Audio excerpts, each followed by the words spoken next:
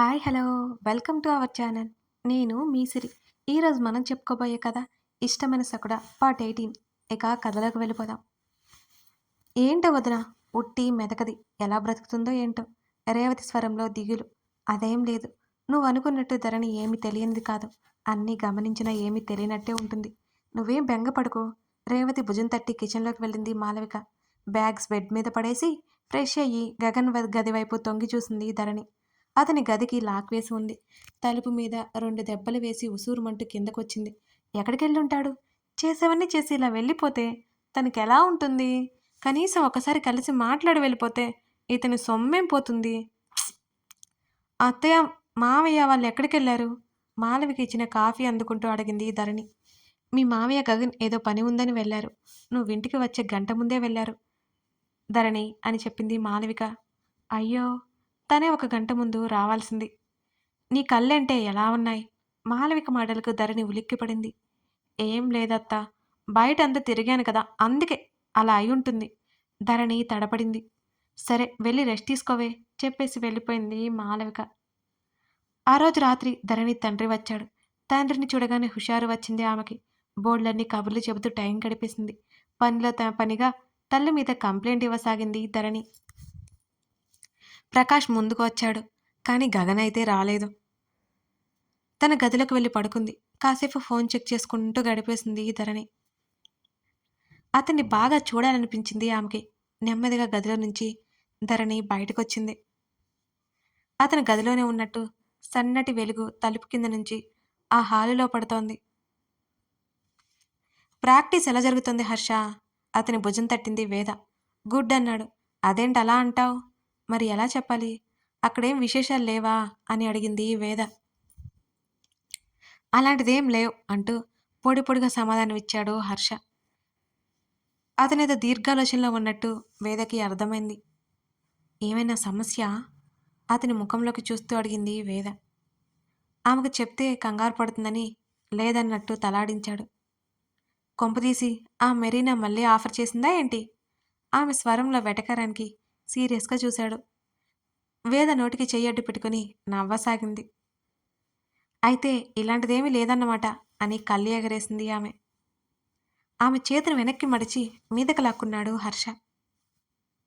Bed మీద వాలి కూర్చుంటున్న అతని మీదకు ఒరిగిపోయింది వేద. అలాంటిది ఇప్పుడు జరుగుతుంది, ఎక్కువ మాట్లాడవంటే. ఆమె కళ్ళల్లోకి చూడగానే కళ్ళు దించుకుంది వేద.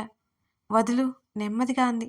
మరొక చేత్తో ఆమె జుట్టు సవరించి డాక్టర్ అయిపోయినట్టే కదా అని అన్నాడు హర్ష.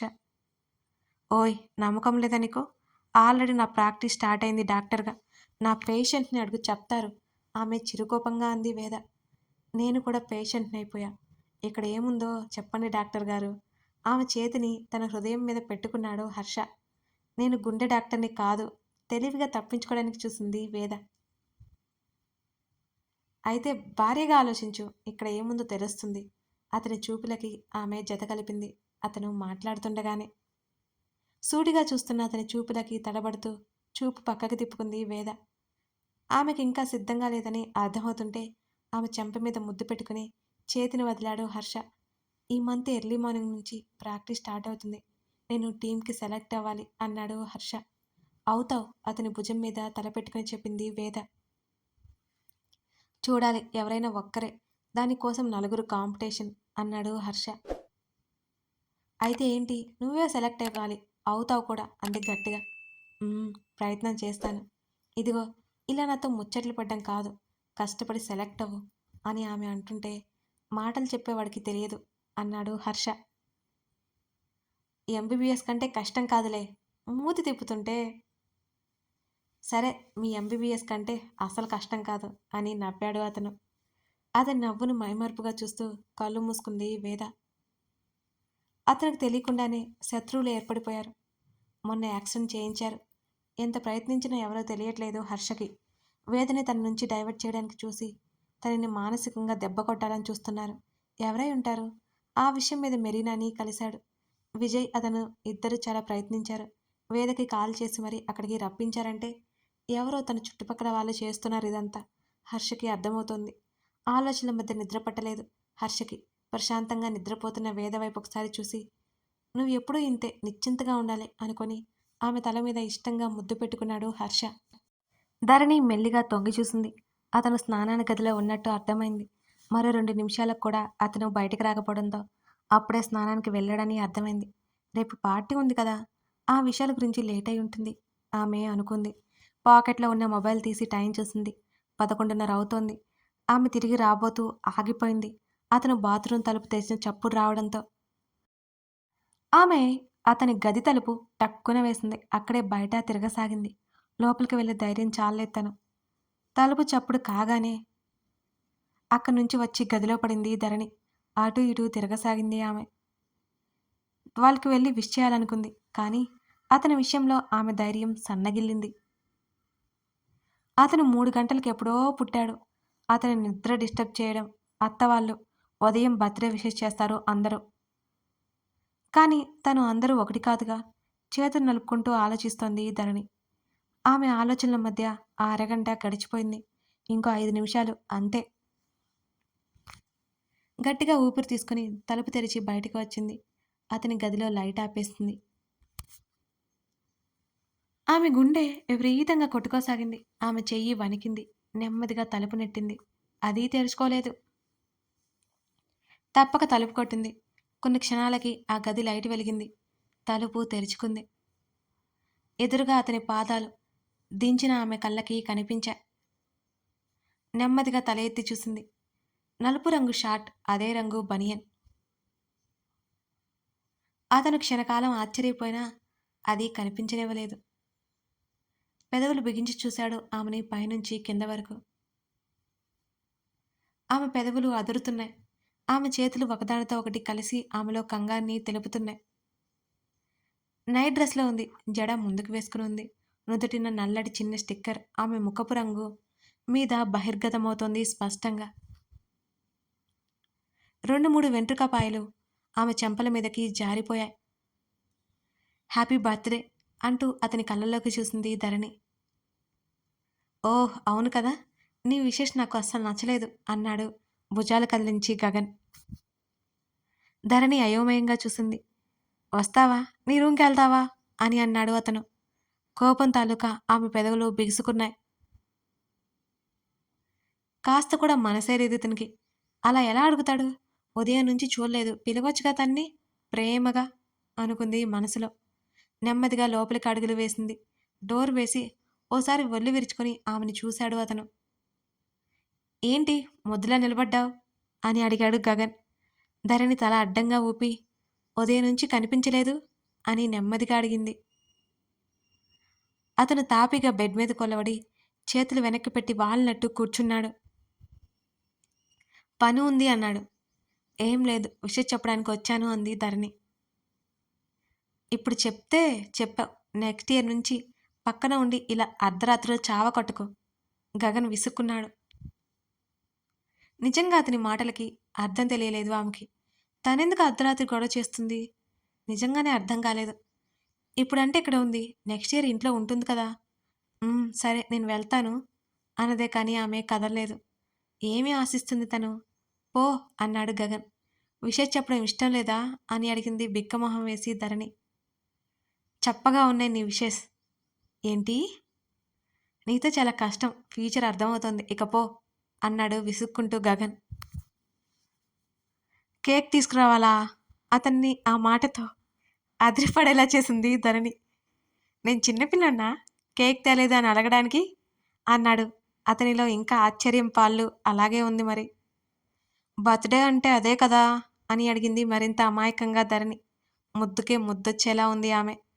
ఉఫ్ ఇలారా చెయ్యి ముందుకు పెట్టాడు. అతని చేతిలో నెమ్మదిగా చెయ్యి వేసింది. అతని ఒడిలో కూర్చోబెట్టుకున్నాడు.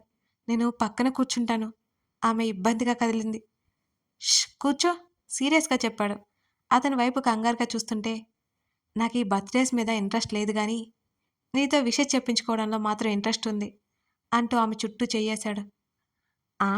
అర్థం కానట్టు చూసింది. విష్ చేస్తే గుర్తుండిపోవాలి. సూటిగా తాకుతున్న అతని చూపులకి నిలువెల్లా వణికింది. చేస్తాను కానీ ఇప్పుడు కాదు అని అనుకుంది మనసులో.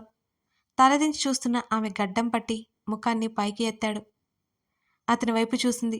చిన్న చిన్నగా చురకత్తుల్లా ఉన్న ఆ కళ్ళ మీద చెయ్యడ్డు పెట్టింది ధరణి. అతని పెదవులు విచ్చుకున్నాయి ఆమె అలా చేయగానే. అతనేదో ఎక్స్‌పెక్ట్ చేశాడు.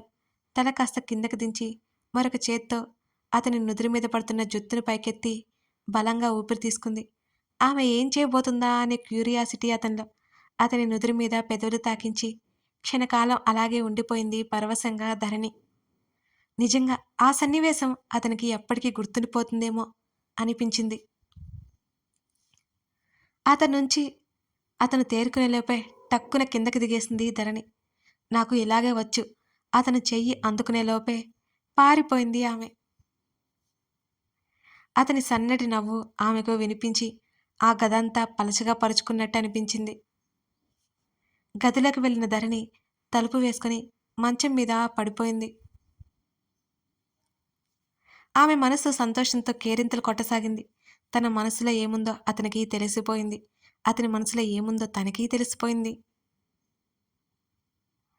చిన్నప్పటినుంచి అతను చూస్తున్న అతని బిహేవియర్ ఏంటో తనకి తెలుసు. అందుకే అతను తనకేదో చెప్పాలని తను ఎక్స్‌పెక్ట్ చేయడం లేదు. దిండు మీద చెంపానించి అందమైన కలలు కంటూ నిద్రలోకి జారుకుంది ధరణి. పడుకోబోతున్న గగన్ ఫోను మోగింది. అది ఎవరో అతనికి తెలుసు. కాల్ లిఫ్ట్ చేసి బెడ్ మీద వాలాడు. హర్ష, వేద స్క్రీన్ మీద కనిపించారు. Happy birthday to you my dear Gagan ఇద్దరూ ఒక్కసారి అరిచారు. సరే టైర్డ్ అయ్యాను. తర్వాత చేస్తాను అన్నాడతను. వేద నవ్వింది. రేయ్ రేయ్ కనీసం థాంక్స్ చెప్తారు తెలుసా నీకు అన్నాడు హర్ష. ఇప్పుడు చెప్పే మూడ్ లేదు నాకు. కాల్ కట్ చేస్తే పడుకుంటాను అన్నాడు గగన్. పొగరు మాత్రం కింటాల్లో ఉందిరా నీకు. Good night Gagan. రేపు ఫ్రీ అయినప్పుడు కాల్ చేయండి వేద. గుడ్ నైట్ వేద. అదిగో అలా అర్థం చేసుకురా ఇడియట్ హర్షని చూస్తూ అన్నాడు గగన్. ఉఫ్ చేసుకుంటానులే మీ ఇద్దరిని అర్థం వెటకారంగా అన్నాడు హర్ష. కాల్ కట్ చేసి కళ్ళు మూసుకున్నాడు గగన్. వాళ్ళిద్దరి క్లోజ్నెస్ చూస్తుంటే ఇద్దరూ సెట్ అయిపోయినట్టే అనిపించింది అతనికి. కాసేపటికి ధరణి ముఖం అతనికి కళ్ళ ముందు మెదిలింది. మర్నాడు సాయంత్రం అమృత శృతితో కాల్ మాట్లాడింది ధరణి.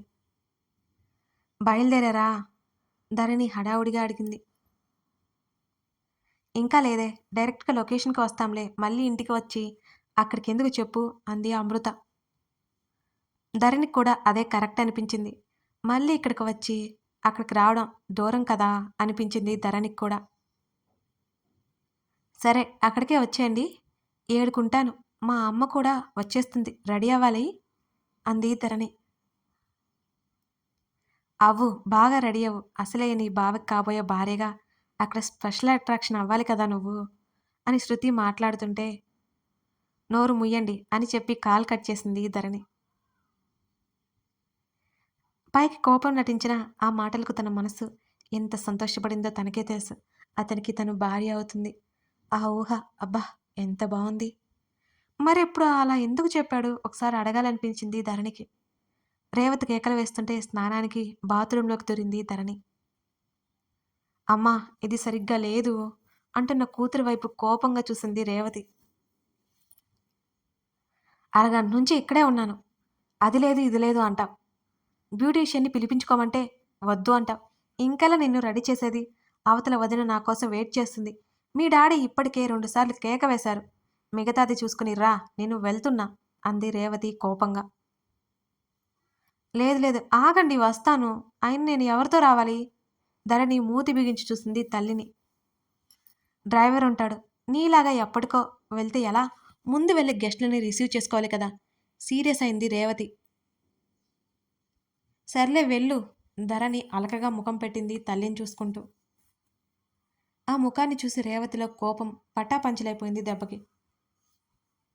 ధరణి ముందు వెళ్ళకపోతే ఏం బావుంటుందో చెప్పవే? అందరం మనం ఒకటి కాదు. మా అన్నయ్య కొడుకు పుట్టినరోజు ఇవాళ. అంతేకాదు పెద్ద పెద్ద వాళ్ళంతా వస్తున్నారు. అర్థం చేసుకో రేవతి బ్రతిమాలినట్టుగా చెప్పింది. అమ్మా నేను గంటలో వచ్చేస్తాను నువ్వెళ్ళు అంది రేవతి. సరే అంటూ బయటికి వెళ్తూ గగన్ రూమ్ దగ్గరికి వెళ్ళి అతన్ని కూడా త్వరగా రమ్మని గట్టిగా చెప్పి వెళ్ళిపోయింది రేవతి. ఉఫ్ ఈ జుట్టు ఒకటి వేసుకుంటే సరి ఒకసారి తన్ను తాను చూసుకుంటూ ముడి విప్పింది ధరణి. అప్పుడే తలుపు తెరిచి ఆమె గదిలోకి వచ్చిన గగన్కి అప్పుడే పుట్టిన జలపాతంలా ఆమె కురులు కిందకి దూకినట్టు అనిపించాయి. కింద వంగి డస్క్‌లో ఏదో వెతుక్కుంటోంది ధరణి. అవసరమైనప్పుడు ఒక్కటీ కనిపించదు. తనలో తానే అనుకుంటూ, పైకి మాట్లాడుకుంటూ తను వెతికేది దొరకగానే అది తీసుకొని పైకి లేచింది ధరణి. 2 చేతులు పైకెత్తి జుట్టు సరిచేసుకుంటుండగానే ఆమె నడుముకి ఇరువైపులా పడిన చేతుల స్పర్శకి ఆమె అదిరిపడింది. ఆ భయంతో గట్టిగా అరిచింది. ఎదురుగా నిలబడి అద్దంలో కనిపించిన గగన్ ప్రతిబింబాన్ని చూసి అప్పుడు గాని ఆమె ఊపిరి పీల్చుకుంది. ఆమె చప్పున వెనక్కి తిరగాలి అని అనుకుంది కానీ అతను గట్టిగా పట్టుకోవడంతో ఆ పని చేయలేకపోయింది. ఆమె చేతుల్లో వస్తువులు ఎప్పుడో కింద పడిపోయాయి. భయంగా అతను 2 చేతుల మీద పట్టుకుంది. ఆమెకి ఊపిరి ఆగిపోయేలా ఉంది అతని పట్టు. అతను ఆమెకు మరింత దగ్గరగా రాగానే కళ్ళు దించేసుకుంది. అతని శరీరం ఆమె శరీరాన్ని తాకుతోంది. ఆమె తల అతని గడ్డానికి దిగువన ఉంది. ఆమె నుంచి ఒక చేతిని వేరు చేసి ఆమె భుజం మీద నుండి నడుము కింద వరకు ఉన్న జుట్టుని నెమ్మదిగా పక్కకు జరిపాడు. నిషీది ఆకాశాన్ని నింపుకున్నట్టున్న ఆ నల్లని కురుల సువాసనలు అతన్ని తాకాయి. మేమున్నామన్నట్టు ఆమె మేని పరిమళాలు అతన్ని ఆహ్వానిస్తున్నాయి. అతని మునివేళ్లతో ఆమె మెడవంపులో తాకించగానే తల పక్కకి వాల్చేసింది ధరణి. అతని చేయి నెమ్మదిగా ఆమె ఉదరాన్ని చుట్టేసింది. అతని పెదవులు సరిగ్గా ఆమె మెడ కింద భుజానికి మధ్యలో తిష్ట వేసినాయి. అతనిచ్చిన ఆ గాఢమైన ముద్దుకి ఒక్కసారిగా ఆమె ఊపిరి భారమైపోయింది. ఆమె ఒక చెయ్యి అతని చేతి మీద పట్టు బిగిస్తే మరొక చెయ్యి ఆమె దుపట్టా మీద పట్టు బిగించింది. అతని ముద్దు స్థానంలో పడిన అతని మునుపంటి దాడికి ఆమె శరీరంలో ప్రతి అణువు అలజడికి గురైంది. ఆమె కన్నులు మరింత బిగుసుకుపోయాయి. ఆమె చేతులు 2 మరింతగా పట్టి పెంచేశాయి. ఆమె కింద పెదవి ఆమె పంటి కింద నలిగిపోయింది. ఆమె భుజం దగ్గర ఆమె శరీర పరిమళాన్ని అతను ఆస్వాదిస్తున్నట్టు అనిపించగానే అతన్ని హత్తుకోవాలనే బలమైన కోరిక కలిగింది ఆమెలో. కానీ అతడు ఆమె ప్రయత్నాన్ని ఫలించనివ్వకుండా తన వైపుకు లాక్కుని వెనక నుంచి మరింత గాఢంగా ధరణిని హత్తుకున్నాడు అతను. కథ కొనసాగుతోంది. Hello hello! ఎలా ఉంది మన ఇష్టమైన సకుడ కథ? అంటే ఇప్పటికి ఒక 18 పార్ట్స్ అన్నమాట. కథ మీదైతే పూర్తిగా క్లారిటీ వచ్చిందని నేను చెప్పను కానీ ముందు ముందు వెళ్ళే కొద్దీ మీకు ఈ కథ ఇంకా ఇంకా నచ్చుతుంది. మిస్ అవ్వకుండా చూడండి. సరేనా? స్కిప్ చేయకుండా చూడండి. మిమ్మల్ని మెప్పిస్తుందని నేను అనుకుంటున్నాను. లైక్ చేయడం మర్చిపోకండి. మీ లైక్స్ నాకు ప్రోత్సాహం అండోయ్. Thank you for watching this video.